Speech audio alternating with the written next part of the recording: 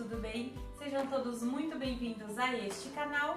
Eu sou a Gabi Baez e este é o Evangelho em Danças.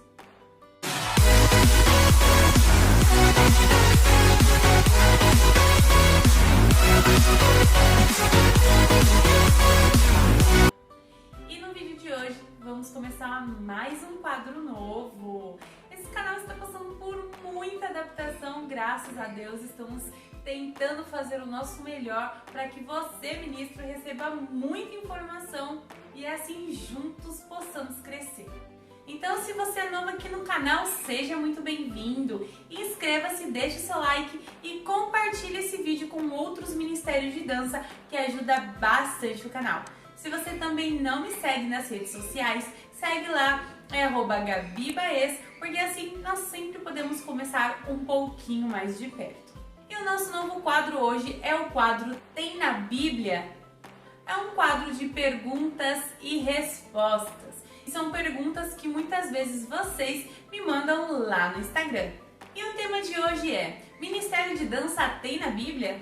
Sendo assim, bora pro vídeo! Já escutei várias pessoas falando que Ministério de Dança não é ministério e que Ministério de Dança não tem na Bíblia. E você vai poder entender de uma vez por todas por que o Ministério de Dança é válido sim, tem na Bíblia sim, e eu vou provar para você. É importante ressaltar que nos tempos antigos, nos tempos dos tabernáculos e nos tempos das sinagogas, não existia culto como existe hoje em dia.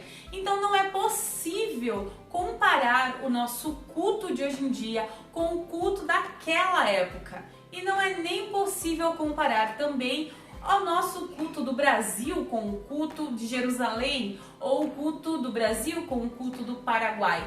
Porque, como vocês sabem, eu moro no Paraguai e existem muitas diferenças entre um culto no Paraguai e um culto no Brasil.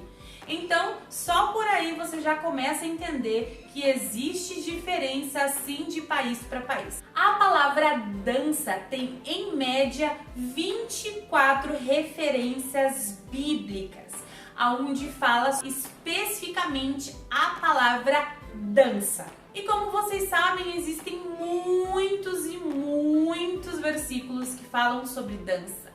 E aí vem aquela pergunta: sim, existe, mas sempre fala para adorar com salmos e cantar e não sei o que. Então, no caso, não pode dançar, Gabi, só pode dançar em cultos festivos, como era naquela época. Meu Deus! Só que não mesmo. Por quê? Hoje nós vamos falar especificamente sobre a Arca da Aliança. E por que eu quero falar sobre a Arca da Aliança? Porque, gente, não tem nem como comparar o que significava a Arca da Aliança nos nossos dias, porque nós não temos nem nada que possa significar isso. Deus, ele está nos nossos corações, o Espírito Santo está nos nossos corações, mas é diferente. É diferente porque naquela época o Espírito Santo ele não estava na terra, ele não estava nas pessoas. Então o que acontece? A presença de Deus estava especificamente e mais forte na Arca da Aliança. Ou seja, a Arca da Aliança, se você pesquisar hoje no Google o que significava para aquela época, você vai encontrar a seguinte definição: que a Arca da Aliança era um veículo de comunicação de Deus com o povo e simbolizava a representação de Deus na terra. Então, hoje em dia, o que é a representação de Deus na terra? Além, é claro, de nós que estamos representando Deus, estamos representando o Evangelho. E por que eu estou falando sobre a Arca da Aliança? Porque era isso. A Arca da Aliança era algo importantíssimo, tanto que nos tabernáculos onde estava a Arca da Aliança só podia entrar os sumos sacerdotes e era apenas uma vez ao ano. Na maioria dos versículos fala sobre a dança, dança ao Senhor, louve ao Senhor com danças e com cantos e com louvores, fala sim sobre tudo isso, mas não especifica aonde você pode louvar. Então se a Bíblia está falando dance, ela está mandando você dançar para Deus. Isso significa que você pode dançar na sala da sua casa? como você pode sim estar dançando no altar do Senhor. Ou será que a dança só é válida para o diabo? Será que então a gente pode dançar só para o diabo? Então ele aceita? E Deus não vai aceitar a nossa dança, que é feita de coração? Cuidado com os julgamentos. Em 2 Samuel, no capítulo 6, o versículo 14 diz: Davi, vestindo o colete sacerdotal de linho, foi dançando com todas as suas forças perante o Senhor. No 16, aconteceu que, entrando a arca do Senhor na cidade de Davi, Mical, filha de Saul, observava de uma janela, e ao ver o rei Davi dançando e celebrando perante o Senhor, ela o desprezou em seu coração.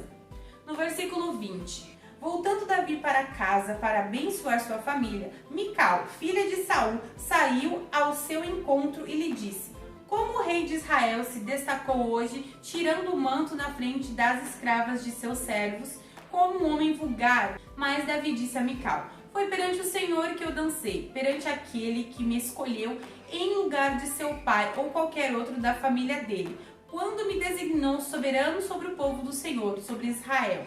Perante o Senhor celebrarei, e me rebaixarei ainda mais, e me humilharei aos meus próprios olhos, mas serei honrado por essas escravas que você mencionou. E até o dia de sua morte, Mical, filha de Saul, jamais teve filhos. Esse versículo ficou na minha cabeça por muito tempo e eu quis entender o porquê Mical não teve filhos, sendo que foi exatamente nesta específica passagem que aparece que ela não teve filhos, né? E aí temos a resposta que Mical não teve filhos, primeiramente porque ela simplesmente não soube ser submissa ao seu rei, e segundamente ela não entendeu que aquilo foi feito para Deus. Se você acha que ministério de dança não tem na Bíblia, não pode dançar na igreja, então você precisa entender que ministério de louvor também não existe e não tem na igreja. Porque naquela época a forma de culto era simplesmente duas. Eles apenas oravam e apenas havia pregação. Fora disso, qualquer outra coisa não existia. Então, se vamos por essa linha de pensamento, apenas orar na igreja e apenas a pregação é um culto. Simples assim. Realmente você não vai encontrar na Bíblia um versículo que fale que houve um culto, em que existe um ministério de dança e que estava louvando. Mas você sempre vai ver que dança tem na Bíblia. E sempre os versículos falam: louvai o Senhor com danças, dançai ao Senhor. Então, se existe essa passagem para que você dance ao Senhor, dance sim. Então, se você não entende que aquilo é para o Senhor, meu filho, a partir de agora na sua igreja, coloque apenas oração e a pregação, que é igual se fazia no tempo dos tabernáculos e no tempo das sinagogas. Lembrando ainda que era apenas uma vez por ano, tá bom? Não era todo final de semana, igual nós conhecemos hoje em dia. Além disso, nós vemos como a dança era algo importante naquela época. Em Marcos, no capítulo 6, o versículo 22, conta a história da filha de Herodias, que entrou dançando, agradou o Herodes e pediu a cabeça de João Batista. Poderia ter dito apenas que ela entrou e agradou o rei, mas o que agradou o rei foi a dança dela, não foi ela. Então temos aí uma pequena dança pro lado ruim, né? Portanto, não importa aonde você vai dançar, e sim o desejo do seu coração, que se for de agradar a Deus, que se for de entoar um louvor, que se for de entoar uma adoração a Deus, será bem visto e muito bem visto. Como tudo que nós fazemos na vida, a dança ela tem um poder imenso de profetizar, de adorar, de levar as pessoas aos pés de Jesus. E que os nossos ministérios de dança continuem vendo isso como um foco, como levar a palavra de Deus e adorar ao único Rei e Salvador. Então é isso, ministros, o vídeo de hoje. Espero que tenha ajudado. Muito obrigada por ter assistido até o final. Fiquem com Deus e até a próxima.